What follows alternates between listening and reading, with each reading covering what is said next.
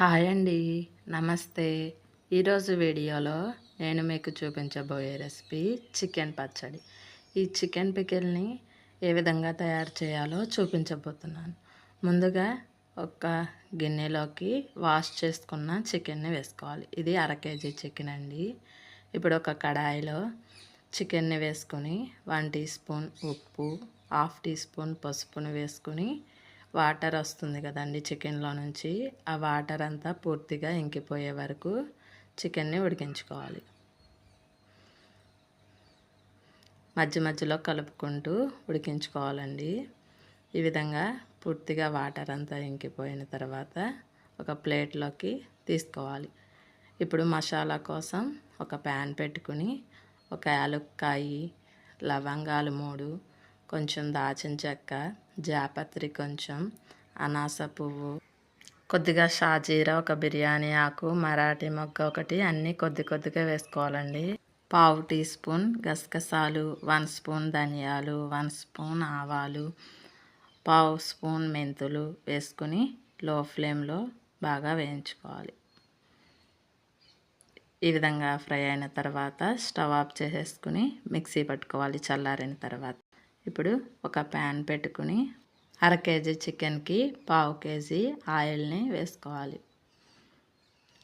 Oil వేడెక్కిన తర్వాత chicken ముక్కలను వేసుకుని ఫ్రై చేసుకోవాలి. కలుపుకుంటూ ఈ విధంగా ఫ్రై చేసుకోవాలి. ఈ అర కేజీ చికెన్ ఎక్కువ రోజులు ఉండదు కనుక నేను గసగసాలు వేసుకున్నానండి. మీకు ఎక్కువ రోజులు నిల్వ ఉండాలంటే గసగసాలను స్కిప్ చేసేయండి. వారం రోజుల వరకు అయితే గసగసాలు వేసిన పచ్చడి అనేది పాడవదండి. మీకు ఎక్కువ రోజులు నిల్వ ఉండాలంటే గసగసాలను స్కిప్ చేసి పౌడర్ని చేసుకోండి. ఈ విధంగా ఫ్రై అయితే చాలండి. ఎక్కువ వేపేస్తే ముక్క గట్టిగా అయిపోయి టేస్ట్ బాగోదండి. ఈ విధంగా ఫ్రై చేసుకుని ఒక గిన్నెలోకి తీసుకోవాలి. ఇప్పుడు 1 table spoon salt, 1 table spoon కారం వేసుకోవాలి. ఇది మొత్తం కలిసే విధంగా కలుపుకోవాలి. ముందు చికెన్లో కొద్దిగా ఉప్పు వేసాం కదండి, 1 టేబుల్ స్పూన్ సాల్ట్ వేసుకుంటే సరిపోతుంది. ముందుగా మిక్సీ పట్టుకున్న మసాలా పొడిని కూడా వేసి మొత్తం కలిసే విధంగా కలుపుకోవాలి. ఇందాక చికెన్ని ఫ్రై చేసుకున్నాం కదండి, అదే ఆయిల్లో 1 టీ స్పూన్ ఆవాలు, ఒక 4 మెంతులు వేసుకొని ఒకసారి కలుపుకోవాలి. ఇప్పుడు ఒక స్పూన్ అల్లం వెల్లుల్లి పేస్ట్ని వేసుకుని లో ఫ్లేమ్లో పచ్చివాసన పోయే వరకు వేయించుకోవాలి. ఇది వేగిందండి. స్టవ్ ఆఫ్ చేసేసుకుని కలిపెట్టి పెట్టుకున్న చికెన్ ముక్కలను వేసుకోవాలి. స్టవ్ ఆఫ్ చేసేసే వేసుకోవాలండి. ఇప్పుడు మొత్తం కలిసే విధంగా కలుపుకోవాలి.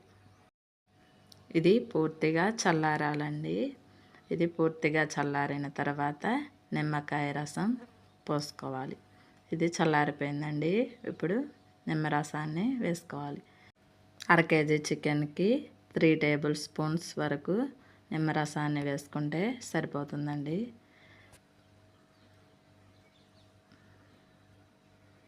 ఇది వేసుకొని మొత్తం కలిసే విధంగా కలుపుకోవాలి. చింతపండుతో కూడా ఈ చికెన్ పచ్చడిని పట్టొచ్చండి. చింతపండుతో కూడా పచ్చడి బాగుంటుంది.